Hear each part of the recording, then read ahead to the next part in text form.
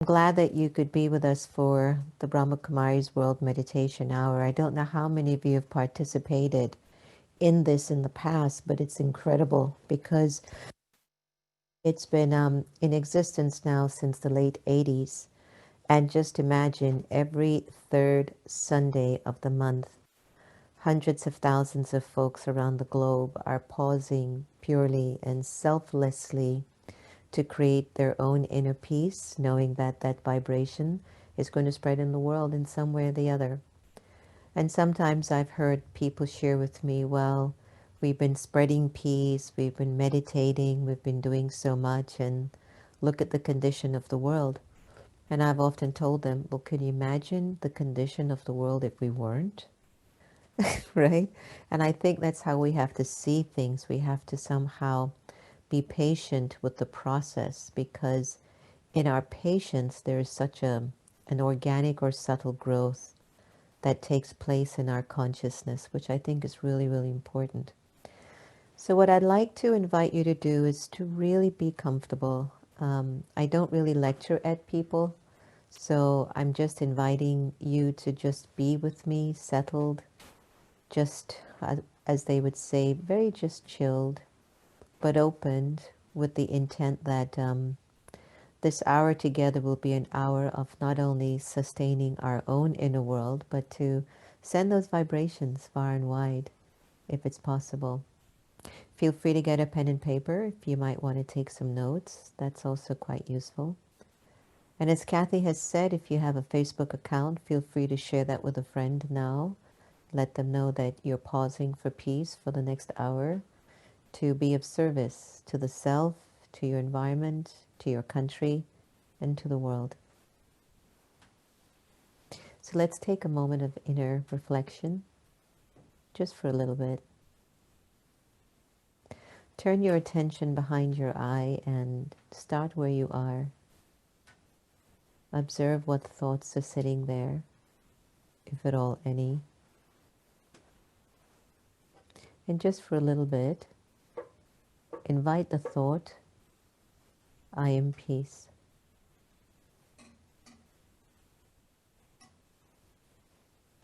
My original nature, my original value,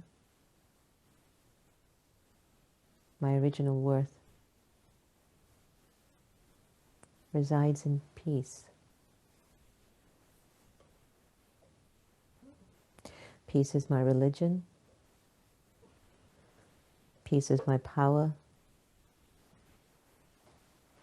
Peace is my identity.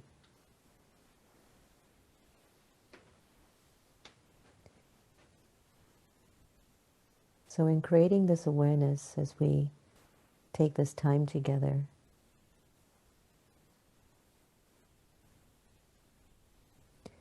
allow these thoughts now to be shared as a gift. If anyone's in your home, share your vibrations of peace. Wish them to be well. Wish them love. Wish them safety. If there's anyone in your circle, in your family, that's not physically with you, send them your pure vibrations. Wish them well. Wish them peace. Wish them love. And observe how you're feeling now.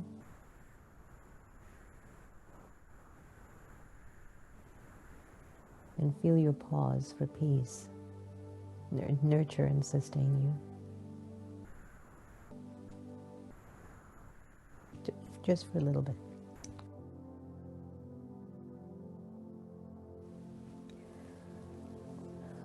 Okay. So, thank you for participating in that. I don't want to sound like a broken record, but we know that everything has changed. And in a way, it's been forced on us. This isn't something that we would have planned. to have a lot of our freedoms taken away from us, and to feel like it's not just a country's freedom, but it's become a global collective reality. Imagine things that you used to be able to do and you just can't. So many of us now are at home. I've been working on projects for women in domestic violence cases, and the increase is staggering. I hate to even tell you how high it has reached. And it's not just in the United States, but it's all over the world. Being internalized the way that we've been in our homes, whether you're living with someone or living alone or maybe with a pet, you still must be doing a lot of inner reflection, a lot of internal thinking, and wondering how much longer, but also wondering if you've been living your life the way you feel you should. It would have been okay if we had a month like this, or maybe maximum 2 months. But it's going on the 7th month, and it seems as if it's going to continue even more. And the question is, are you willing now to really do the work and to step inwards to see what are the areas in your personality that you're just not comfortable with anymore? And what are those areas within you that you feel when you come out of this particular phase, you're a better version of yourself? These are really important questions for us to ask ourselves right now. You can get on the phone and talk to your friends, and they can tell you and complain about all the bad things and all of this that's happening and that and this. Just tell them, ask them, what are you learning from this particular period? And share with them what you're learning. Because when we choose to pause, to be still, or to be at peace with ourselves, we get to learn a lot about who inhabits this body, who have I become, what am I, who am I, what's my purpose here? The things that we just thought were so important, they are not anymore. The way you're dressing, the way you buy your stuff, go here, go there, they just don't seem that important. It's almost as if when you look at, trying to be, I don't know, like everyone else, and show people your car, your money, your dress, your looks, it now, in the pandemic, it all seems so fake. Like, what did that get me? Whether you're rich or poor, ugly or pretty, healthy or sick, we're all going through the same stuff, and the whole world is being invited to pause, to find your inner peace.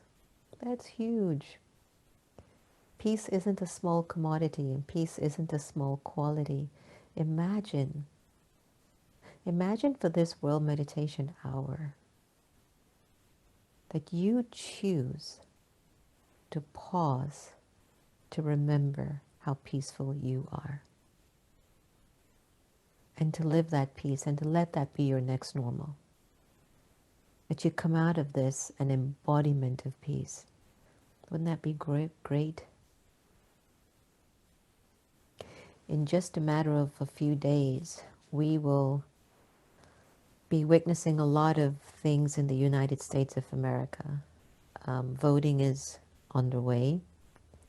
Whether you're mailing in your vote or you're going to the polling stations, we're going to need to meditate on what our decision or our choice will be when we put our pen to the paper.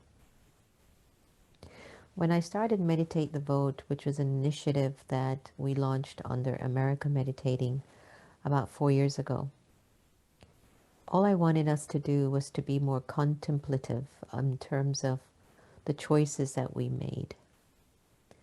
It wasn't to sway anyone's decision in who to vote for, but it was to be able to come from that place of inner peace and stillness and richness of spirit, that the choice that you make on that paper would be one that you could live with, one that you would feel like it was contributing to humanity, one that says that I thought about this decision and I'm putting that down.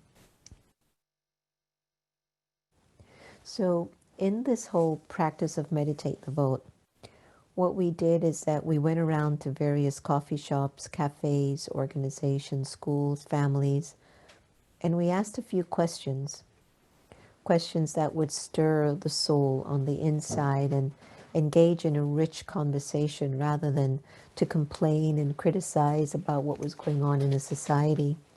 And I thought that what I would do is sort of mention a little bit of that to you because I thought it would be great for us to kind of look at what one or two of the questions were and how we actually engaged in it.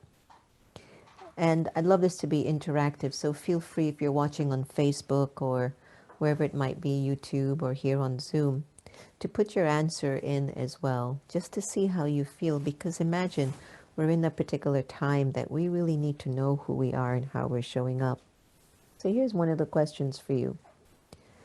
Do you feel that you are powerful enough to affect change? Right? Do you feel that you're powerful enough to affect change? We're breaking world records right now in terms of going out to vote because everybody is aware that their vote will count. Of course, the Electoral College is a different cup of tea and the popular vote is a different cup of tea. So my focus has been on the Electoral College and who's going out there and who's taking care of those particular states. I'm not saying the popular vote isn't important, but my focus is on the Electoral College because at the end of the day, that's who's going to win the election. Whoever gets the Electoral College, not the popular vote. So do you feel that you are powerful enough to affect change? Whether that is going out to vote, whether that is calling people in positions that can make changes, or whether that is you living a life of such truth that whatever you choose to say or do, it will initiate a shift. Let's go on to the other one.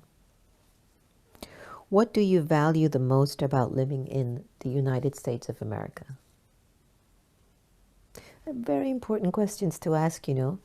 A lot of us who are immigrants to this country sometimes even lose sight on why we're actually here. Personally, I've not. And even though I've heard people talk pretty derogatory things about America, I have to confess that I have not joined that club. This country has fed my family's family and friends. This country has fed me, educated me. The land has offered a lot to me. I'm here karmically, and I respect and appreciate that. And the reason why I choose not to speak anything ill about the United States of America, it makes me, I visualize the idea of like somebody is a guest in your home. And as they enter into your home, they're gossiping about your this, they're talking this about you, they're trashing you. That won't feel right to me. It feels like it'll bring down the energy of my home if I had a guest who was speaking ill things about my own home or about the people in my home. So, you know, I do try to encourage people, instead of saying something bad about America, try to speak on what are some of the strengths and the good qualities about this country and what is it that you feel you might be willing to add to the country to make it better. These are aspects of how we contemplate, you know, really go deeper into when I make a choice to vote, let me at least process some of these feelings and emotions within me. And when you pause for peace, you will find a lot of clarity. Really, really very valuable. Are you all with me? Everyone's okay? Thumbs up? All right, here's another one for you.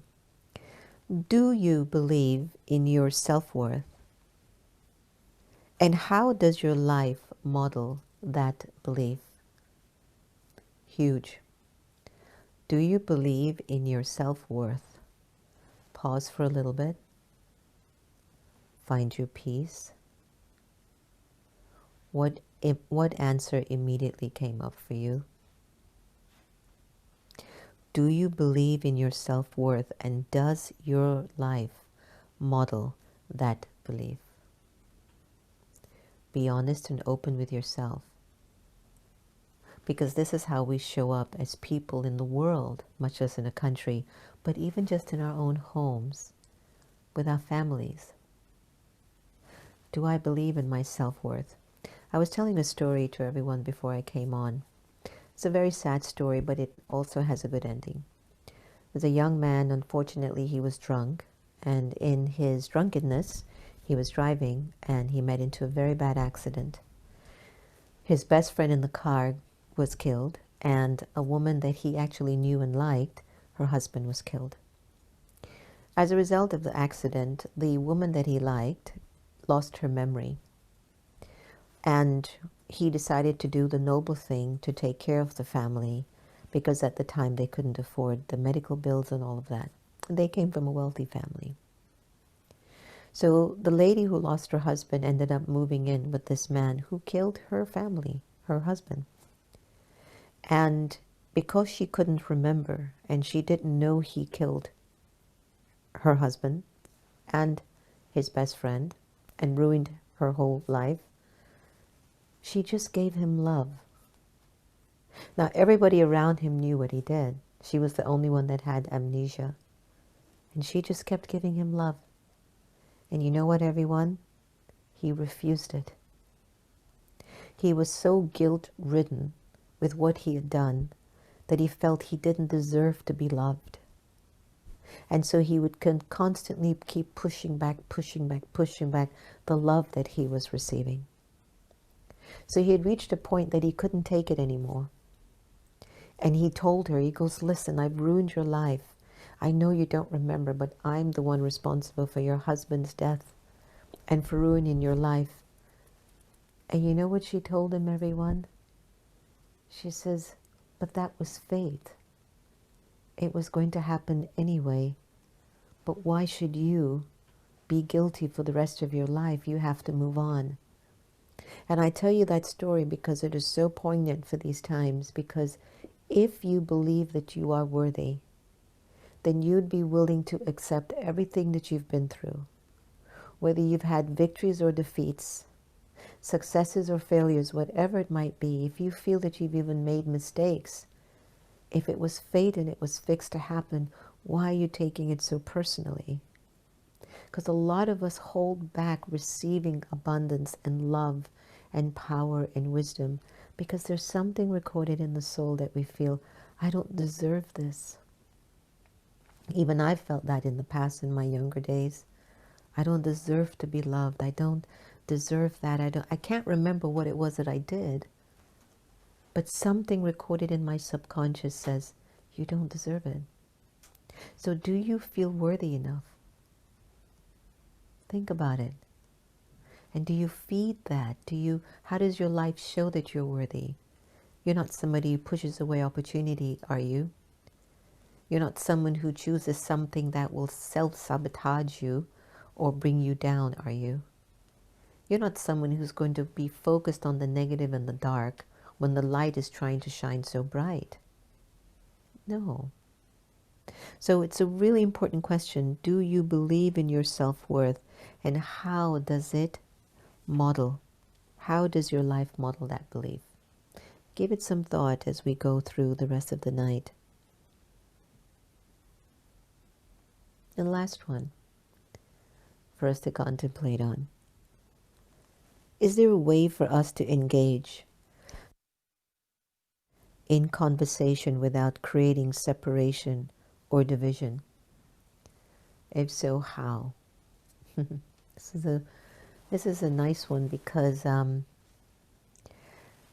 sometimes you are talking to people and you don't necessarily agree with what they're saying.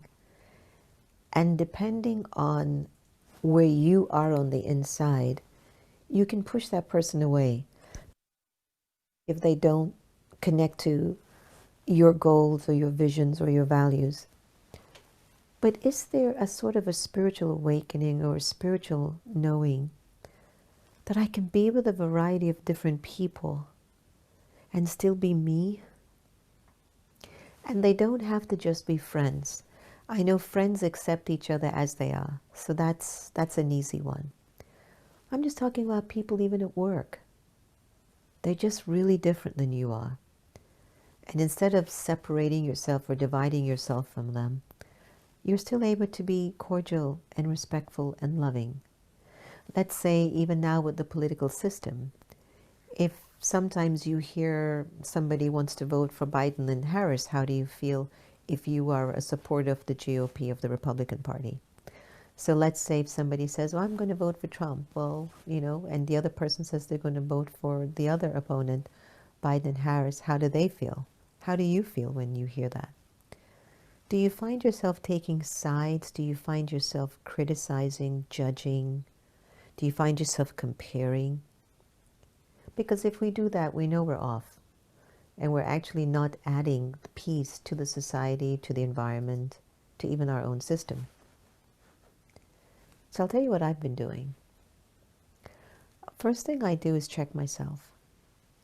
Somebody has an opposite view to me, or they have an opposite opinion, or I find that they're not in support of the principles or the vibes or the vision that I might hold. And when I find myself starting to kind of criticize or judge or even try to control the situation, I'll say, Jen, that's not your truth, based on how I'm feeling. Now, maybe they don't align with my values. That's okay. But the fact that I am losing my peace, then I ask myself, that's not your value. You get it? So you have to keep checking that in the midst of any sort of a situation, circumstance, conversation that you're having with anyone, if you are honest enough with yourself and you start to feel, my peace is leaving me, my peace is going, then at that exact moment is when I turn up the volume of saying, hey, let me respect that person's point of view. That is their belief. That is who they are at this time. But I can respectfully just say, that's interesting that you say that. I don't know if I'm there yet. Give me some time. I've had points in my life, and I'm sure you have too, when you were so sure about something and then you gained an experience or realization, and it was as if you were absolutely silly, like you knew nothing, because the realization outweighed what you thought was true or right. It was so huge for you. It just, I was going to use a word and I'm just going to change it. It just threw it out the window. It's, let's say, for example, I say, this is blue, I'm telling you it's blue. And all of a sudden somebody put a different color light and it turned red. And I was like, oh my gosh, it is red. What happened? It just totally disregarded what I thought was really reality. So in life, as we're growing and as we're moving forward, you are going to keep changing no matter what. The question is, do you want to change with love, or do you want to change out of a force or a compulsion? This pandemic is forcing us to change, but we can find so many moments of love within it. The meditation that Kathy played earlier, Vibrations of Love, it's so powerful to me, because at the end of the day, did you know that we were born and designed to be embodiments of love? And every test and every challenge that we go through, it's actually to bring us back to that place of love. It's actually to remind us that we are that. We've forgotten it. We've gotten so caught up in the 3 C's: criticism, comparison, and competition. And the more we're caught up with those C's, it's almost as if we lose control, the real control of the human nature of the soul, which is to be in control of someone who preserves his or her inner peace. Let's do a little example here. Let's say for right now, you are completely in agreement with the fact that you are a good person. And you feel it. And you also are aware that you have room for growth. Isn't that the truth? Don't you feel that you have room for growth to some extent, if not fully?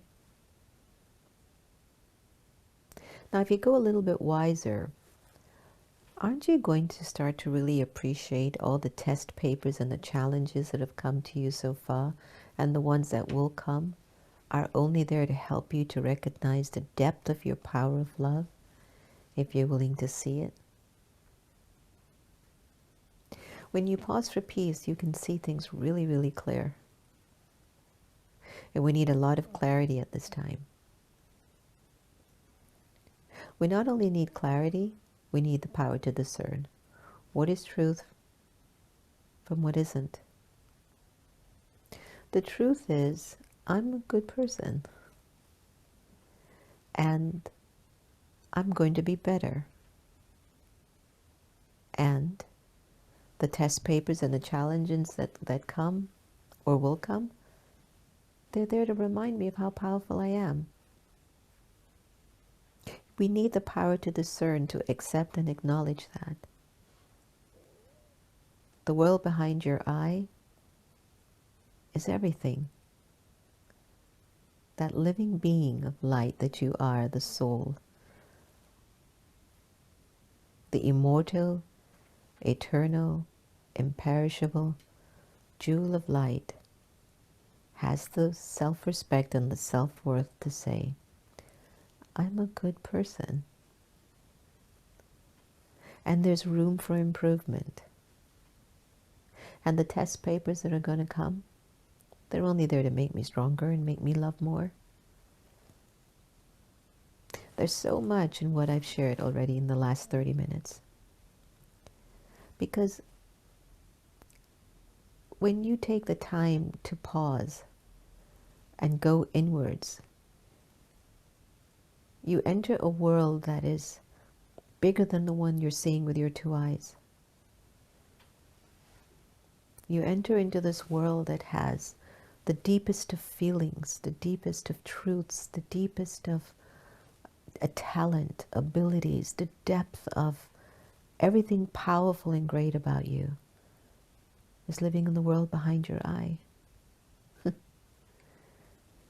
And the moment we can stop using all of our energy to be so externalized and so physically driven all the time, we will develop this kind of an intimacy between the self and then a connection to the divine.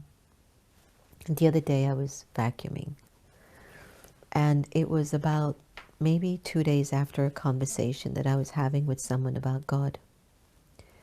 And as I was vacuuming, I was thinking about all the years I've been reflecting on who I think I am, and all my years with my relationship with God and with humanity. And as I was vacuuming everyone, all of a sudden this immense amount of love, of an intimate love, entered my consciousness. And what I had realized at that moment while vacuuming was, when I am soul aware, which means when I'm living, walking, eating, thinking, seeing, speaking from a place of awareness that there's a world behind my eye that is so beautiful and so pure, and it's that world that I engage in a relationship or connection to the divine, to God, then there's a really, really powerful, intimate experience that overcomes you. And it becomes so powerful, everyone, that you demand less from people outside of you. You don't need that much from people outside of you. You will collaborate and cooperate with everyone. You will naturally feel driven to apply your virtues, your qualities, your whatever other gifts that you're receiving from your intimate connection to Source. You will like automatically just be like that with people. And you'll realize you're becoming a better version of yourself. And I believe the next normal beyond this pandemic will be a society of individuals who are so awakened to themselves as immortal, eternal, imperishable, beautiful beings in a very deep relationship with the Source, the Divine. And I feel that those particular individuals will be carrying so much light into the world that each person that they touch will awaken too. If we can be influenced and hurt emotionally by the things that we hear that's going on in the world, with people, with one another, won't we be touched when we actually see the proof of a human being that is carrying this love for God in the world? And it doesn't have to be a religious one at all. It just has to be a very private, intimate, truthful, loving, pure experience. So I wanted us to kind of come from that place as we, go into our World Meditation Hour and looking at this opportunity of pausing for peace. To be that person from inside of you that, as much as we have always wanted someone to come to rescue us, or maybe we have wanted to go and rescue someone,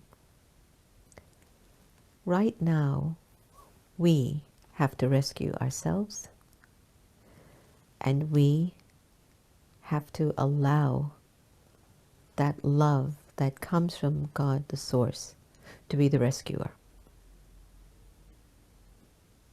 And all of that becomes clear when we choose to pause throughout the day. Something I love that the Brahma Kumaris does in all of their centers all over the world. Every hour on the hour, there's something called traffic control. And they have a wonderful app called the B Zone app, if you haven't seen that as yet. So it goes off like every hour on the hour, and it gives you a particular affirmation or title or confirmation about who you are. And there's something so powerful about pausing for peace or quality within you every hour just to serve the soul, just for a minute or two. And gradually, as you keep integrating that practice, just imagine what will happen. You have a bucket, you put a drop in the bucket every day for a year, it'll overflow. It'll overflow. So, in whatever way you can, don't underestimate the small actions that you need to perform to get your life in check, to believe more in yourself, to contribute not only to yourself but to your society. A master becomes a master because he pays attention to the small things.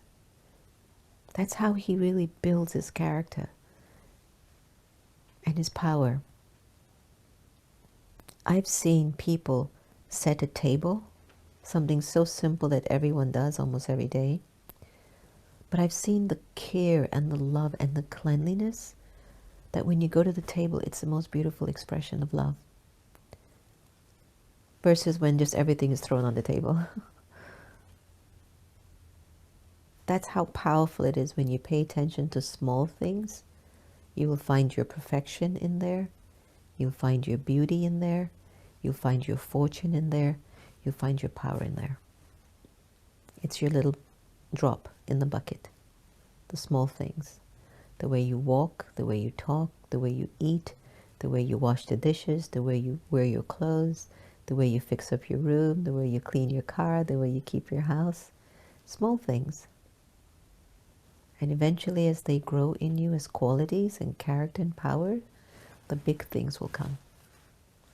And when the big things come to you, your big abundance and your big fortune, you won't lose yourself along the way because you were genuine from the start, paying attention to the small things, the things that mattered. So I've shared a lot with you, from pause for peace to meditating the vote to taking you through questions to talking about love. So you had a smorgasbord of options to meditate on for your World Meditation Hour. So I wanted to just take this time to thank you for offering me this particular space in your heart and this particular time in your life. Thanks very much.